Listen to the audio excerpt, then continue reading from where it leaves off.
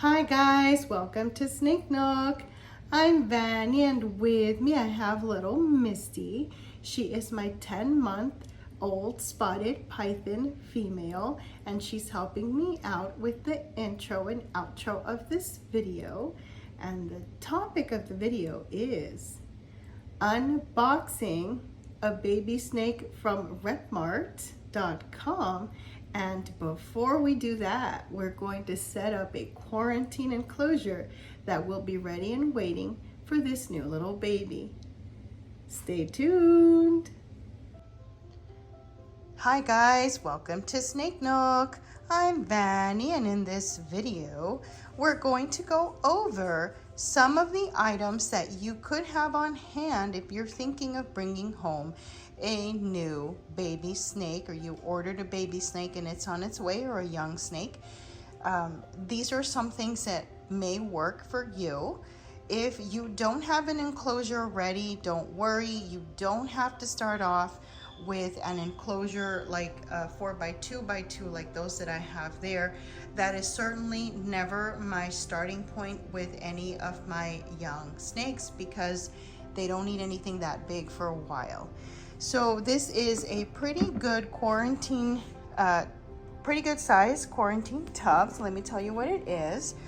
This is Easy Storage brand, and it is a 50 liter or 52.8 quart waterproof storage tote. And I got this at Target, and I believe it was about $16.99, I think, at my local Target not that long ago.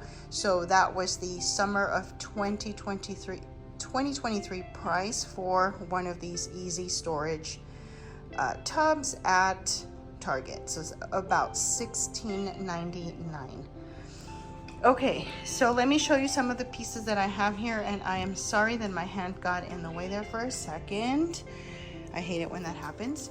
This is actually the only new piece that I'm adding to this. This quarantine tub actually belonged to another snake, and I cleaned it out very thoroughly. You can see there is already a heat mat there. Let me show you.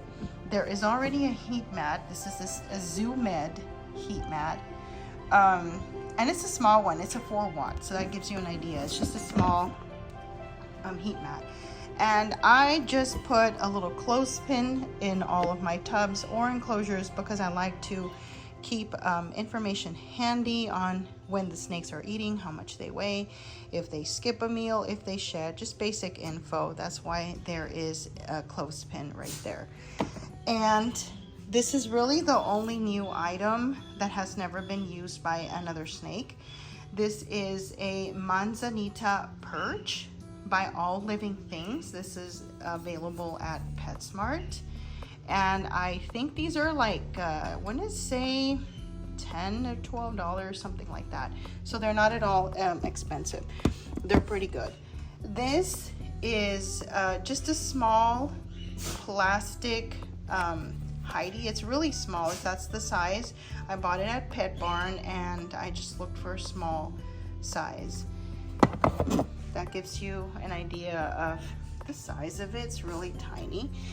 And that one used to belong to another snake. This is a little water bowl. I just washed it out. It's also from Living Things. This actually used to belong to a hamster that my daughter had. So we're gonna use it for the snake. So this was washed with dish soap. And I actually left dish soap, soapy water in there for quite a while to help too. And I used the one that says degreaser, so Ajax degreaser, so I'm hoping that helped to remove the scent of the rodent that it used to belong to. This is one of those really cute little plants that you can get at PetSmart. And these are, I believe they're like $8. This is also cleaned, it was washed. And so there are those pieces so far. And then I have this little log Heidi. It's actually a hamster Heidi, never been used by a hamster. Not really a hide for the snake, more like a climbing piece, just something of natural texture for the snake, as well as that perch that's also natural texture. Half log that they have. That's going to be one of the, that's the probably going to be the warm Heidi, in the warm end. And then I want to show you these leaves. So those leaves are from my front lawn, my neighbor's tree. There's a lot of leaf litter out there. Instead of buying leaf litter, because I've been thinking of adding leaf litter so that I can give my snakes a hint of nature in their enclosures. I've been thinking about just scattering some leaf litter. And then I noticed that I had some in the front lawn that from my neighbor's tree, they kind of end up, a lot of them end up on my lawn. And I just decided to pick a bunch of them, boil them. I boiled them for like 10 to 15 minutes, like 10 minutes I think it was. I added them to boiling water. They boiled for about 10 or 15 minutes. And then I let them dry naturally, and they turned out really well. They're pretty crisp. I really like that. So this is what I have. These are all of the things that I have that I am going to use in this quarantine tub. Now, this is a 52.8 quart waterproof storage tote, and I really like these a lot. And so this is it. This is pretty much the basics. I'm going to use newspaper as substrate. What else I can add so that there is something additional for the snake to climb on. I think that's what I'm going to be lacking here, is just another climbing opportunity. I do have some rocks, guys, that I'm not currently using in any enclosures. So I have these rocks right here. My dog is sneezing away. May end up adding, but I want to also make sure I have another climbing piece for the snake. So I will have to look into that and see what it looks like once it is all set up. See what else I may need to add. So let me go ahead and put this together, and then I'll show you what it looks like ready for the snake. So the snake arrives tomorrow morning at my FedEx ship center, and I am getting this ready the evening before. And I also have to defrost some feeders for my snakes tonight, so I've got quite a bit to do. But anyway, I'm gonna go ahead and put that enclosure together and then just decide what else I am missing. I have a couple of logs like this one. I have a couple of these logs that are unused. So I don't know, maybe. We'll see what it looks like. I'll show you guys. Oh, and I think I have another one of those plastic Heidi's. Those are actually ramen bowls, but they're not used to cook ramen. Okay guys, so I'm gonna show you, this is the next day. I'm going to show you what the quarantine tub ends up looking like after I made some tweaks to it.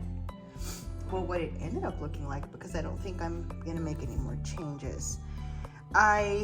So this perch is interestingly curved. It's got a pretty sharp curve there, and it does not sit kind of like just straight out. There is quite a bit of a curve. That worked out. I just put it down there. I decided to not use the half log, decided to make these Heidi's to give the snake more privacy. That little climbing thing there, that's like a hamster Heidi. I added just a few leaves, and that's it, the water bowl. And that's pretty much it, guys. This is what it ends up looking like. So this is where the snake will live for the first few to several months of his or her life here, and then I will upgrade to a bigger tub, same type, easy storage, just something bigger so that there's more room. But right now the snake is really small, so I'm not worried about getting anything bigger.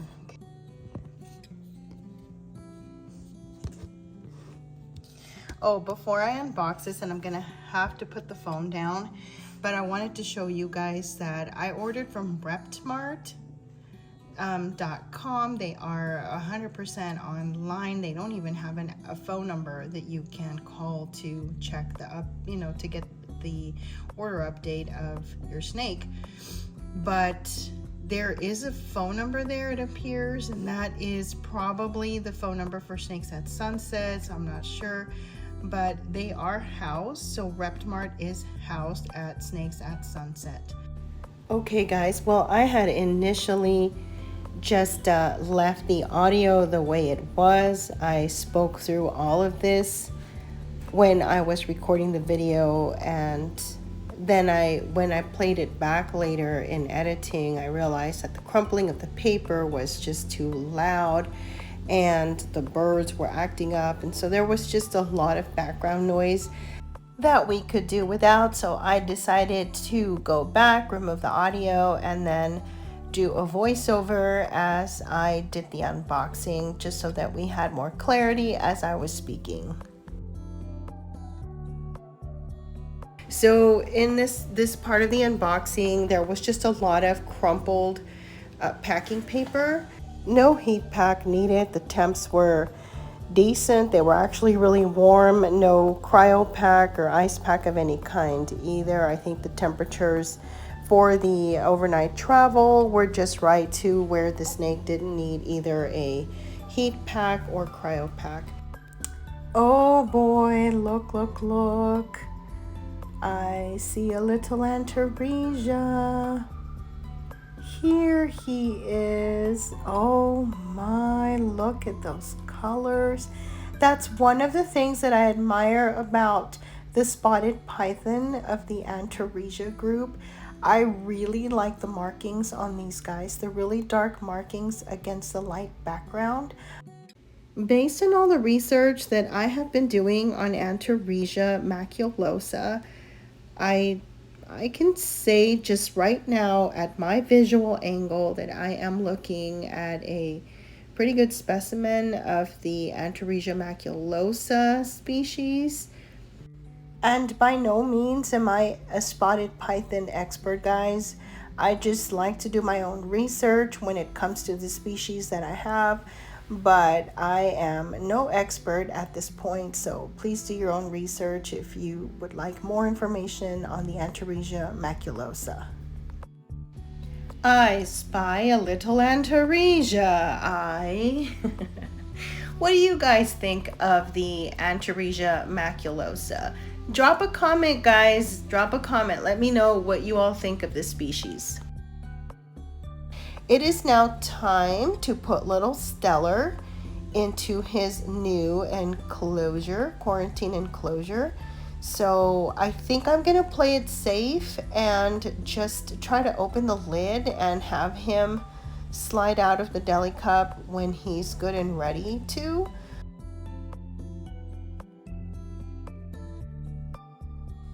Well, trying to open this deli container one-handed didn't work, so I ended up putting the phone down to open it, and I paused the recording without realizing that I had done so. So this next clip shows that he is already on my wrist. He has already explored his enclosure for a little while. I put him on my wrist, but look what happens. I don't turn my wrist. Look, see, he just drops himself. It wasn't that long of a fall. It was about 6 inches from the floor of his enclosure. As you can see, he's fine. He's on his way to find a place to hide. So that was pretty much a flight response.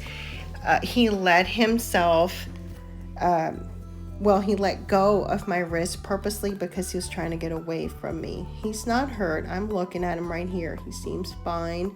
He didn't seem shocked. He moved right away after he fell. And I'm guessing he's about maybe 8 to 10 months of age, maybe even a year old. Not sure. Obviously, I don't have this information. If I had his birth date, I would have told you. When I got Misty, my other spotted python, she was 3 months old. I did have a hatch date for her. And I should say hatch date, not birth date. Sorry about that. Anyway, I do have a hatch date for Misty, and that was in September of 2022. So when I got Misty, she was only 3 months old. She was much, much smaller than this. So I know that this little guy is not a hatchling. He's more like a juvenile aged spotted python, possibly a year old. After he had some downtime and some rest, I ended up weighing him and he weighed 37 grams. So he's actually a little bit smaller than Misty right now, and Misty is not quite a yearling. She's about 9 months old. So I'm assuming he is close to her age. But yeah. I'm excited to have this little fellow in my snake family. His name is Stellar. If it turns out that Stellar is a female, at least I think I picked somewhat of a gender neutral name. I hope. But I'm pretty confident this is a male, and I'm not too worried about whether it is a male for sure or a female. I don't have breeding plans, at least not at the moment. I don't think I'm going to be doing any breeding, but if I ever did, I don't know, never say never. But anyway, for now it doesn't really, it doesn't matter either way. Stellar can be a male, Stellar can be a female. We're all good. Well, guys, there you have it. We had an unboxing from Reptmart.com, and we also set up a quarantine enclosure so that it was ready and waiting for the baby snake. And I hope you guys really enjoyed this video. If I ever had to buy from Reptmart.com or Snakes at Sunset, either or, while the experiences were not the best, they weren't the worst. So I would certainly consider another purchase from either or. It would just depend what I was looking for. So thank you all so much for staying with us. Y'all have a good one. Bye.